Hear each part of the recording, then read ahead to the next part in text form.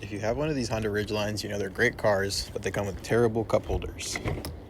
So today, we are going to replace this foam in this cup holder so that it actually holds drinks. All of the Ridgelines this age look like this. It's hard to find a Ridgeline that doesn't have this broken. The part's really cheap. It's here on TikTok Shop, surprisingly. So I'm gonna replace it, and hopefully the process is easy. All the way back as much as you can, and bring this holder out, revealing that compartment.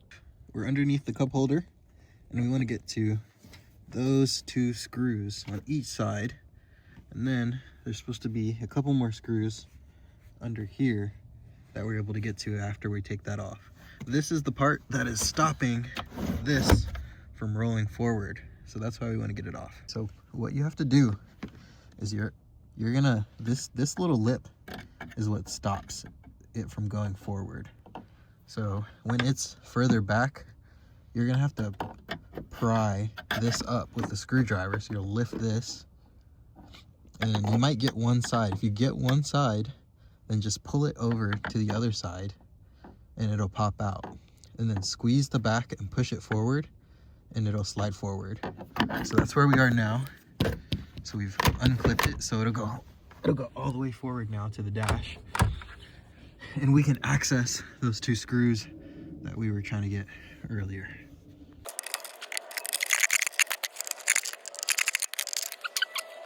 Right, so now it's underneath so we can access it. It's still pretty tight though. So there's a couple screws, right? This is the corner. There's one right there. Then there's another in the middle. And another one on this side. So let's take those three out and see if that's it. Here's what I found to be most effective to get these screws loose.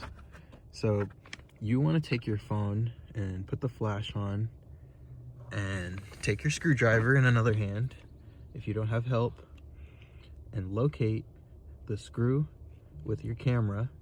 Once you locate it and you get a firm grip, let go of your phone, firmly hold the screwdriver, and untighten that bolt or that screw. That by far is the best way. Don't try to blindly go in there. It's gonna take you a long time. It's gonna be frustrating. So now we should be able to lift this up, at least partially, you see? And now we have access to that cup holder gasket. All right, so let's get to that. So we're gonna lift this up. All right, let's get this out the way. Okay, don't lift it too much. I think you'll break something. Feels like something's pulling there. And then you'll just grab that gasket off. Comes off nice and easy, and it's hooked onto all those little spikes. Okay. Alright, so here's our old one, and this is our new one.